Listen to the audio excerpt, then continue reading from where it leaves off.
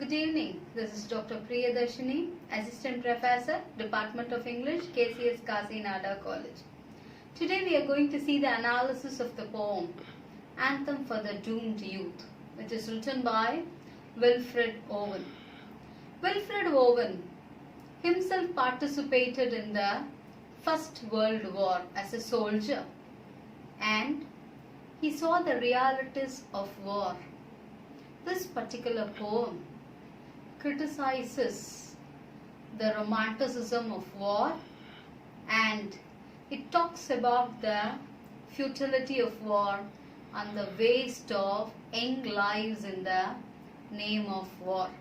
Let us go into the analysis of the poem Anthem for the Doomed Youth. Wilfred Owen was born in 1893 near Welsh border. In 1910, he matriculated from London University, and then he went to France and returned to England in 1913, and he enlisted himself in the army. In the very beginning, he was inspired by the idea of a modern crusade, the war. But soon after, when he partook in the war, he was horrified by the horrors of war, which disillusioned him. Especially this we can see in the letters which he wrote to his friends, especially about the sufferings he went through. He got injured and he was hospitalized near Edinburgh. Wilfred Owen got killed in the battle just a week before the war came to end. When we look at the poems of Wilfred Owen, he brought the shocking realistic war, the horrors of war in his poems. There are, when we look at war poetry, we can look into the two different ways it was written, especially the poets like Robert Brooke who glorified war. There are people like Cezanne, Owen who spoke about the negativities of war, and especially Wilfred Owen wrote many poems regarding the war, especially Insensibility, Anthem for Doomed Youth, Dulce et Decorum Est, Strange Meeting were his popular works. He also wrote prefaces to the books like War, Pity of War, the poetry is in the pity. So he wrote, such phrases which almost personifies the horrors of war. Though he wrote very little, it has won him a permanent place among the poets of England. He was one of the popular war poets. Let us go to the introduction of the poem Anthem for Doomed Youth. The Anthem for Doomed Youth is a well-known poem written in 1917 by Owen. The poem incorporates the theme, especially the horror of war. The poem is bitterly ironical sonnet. It is about a generation of young men who are destined to die in battle. It is a sonnet, and especially it's not like a traditional Petrarchian sonnet or it is an English sonnet, but it is divided into octave and sestet. The rhythmic pattern which is given in the poem is irregular, because this irregularity is even seen in the lives of young men who are about to lose their lives in war. Generally, people used to live a healthy life and then they die in the end. But here it is really unusual, irregular, because the people who partake in the war, they all die young.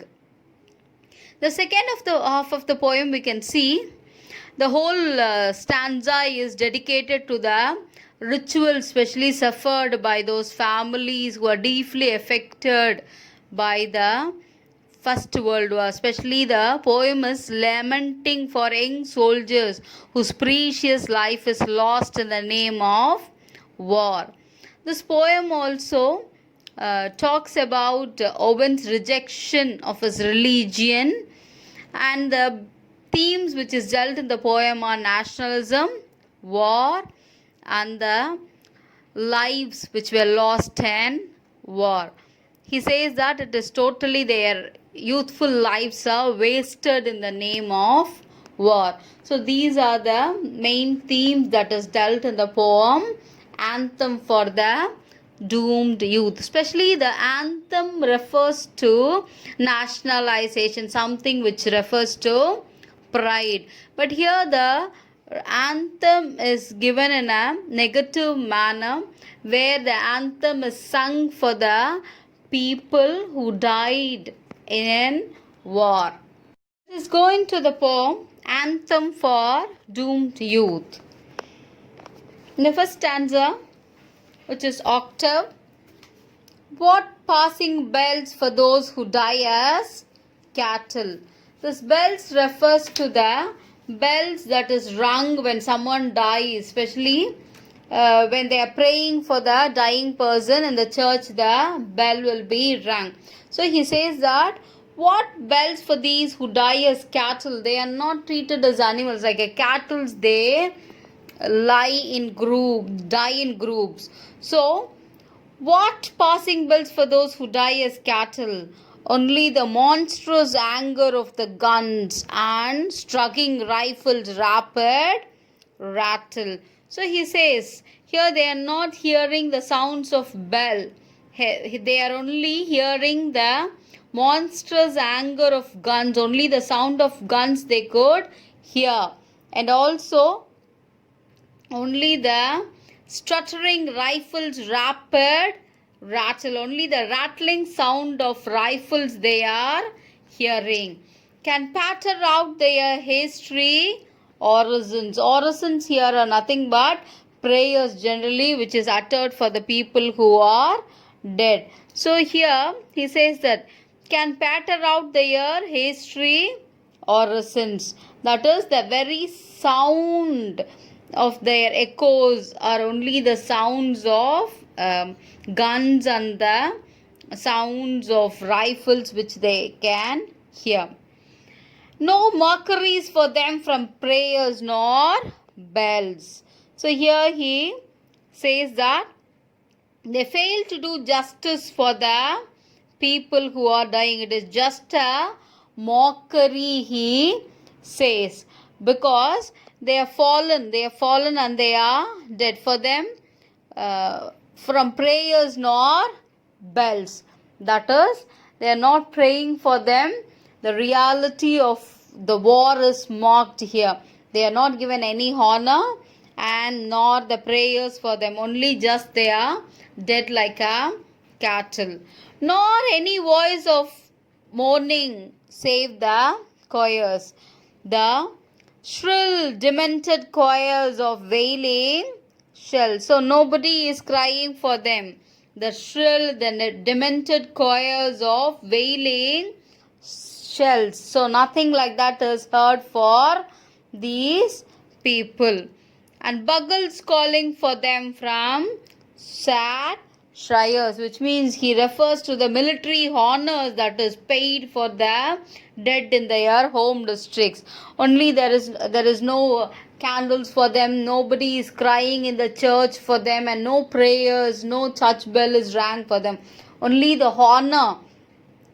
And here he is mocking the honor here. It is just to show off. It is just an eyewash. They are giving this honor for the people who are losing their lives. So he says that the solemn rituals take place in a relative safety while the soldiers themselves are experiencing this horrifying war, what they could do. So he is talking about the reality that is happening in the war field in this particular first stanza. The second stanza, the author starts the sestet with the line, What candles may be held to speed them all? So he is saying what candles which can be holded by these people to speed them all, that is to send them on their way. The candles, which is a symbol of hope, which was not in the hands of boys but it is in their eyes, which refers to the dying light of life, shall shine the holy glimmers of goodbye. The dying light refers, or it is seen in their eyes. The light is not been, they are not holding the candles in their hands, which is the glimmer of hope. It is there in their eyes, which shows that they have realized their time is up and they are going to say goodbye to the world which they are living. The pallor of girls, bros shall be their pall, which means the pallor here means the paleness. The soldiers will be remembered in a better manner by the grief-stricken faces of their loved ones, especially their sisters, their wife, their girlfriends will remember them. Girls' brows shall be their pall. The pall refers to the cloth which is spread over the coffin. They flash the tenderness of patient minds, and each show slow dusk a drawing down of blinds. So here, this particular line refers to the tenderness of patient mind. So the author says that the better tribute for these people, the people who are dead in the name of war, is not the winning, but the calmness, the patience, the understanding that could even prevent war from happening again. That is the greatest tribute that can be done to the soldiers who have lost their life.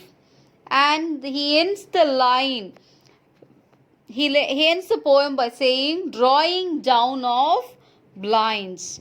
Here, the darkness that is referring to death. So here the literal meaning is that the day is coming to end. At the same time, here in the poem, the young soldier's life is coming to end. So the author is tries to pay the most authentic tribute to this dead soldiers, because it means the others are enjoying their lives at the end of the day, and these people are leaving the world. And especially when these war, when it's come to an end, definitely the peace will prevail. That is the greatest tribute that can be done to the young life that was lost in the name of war.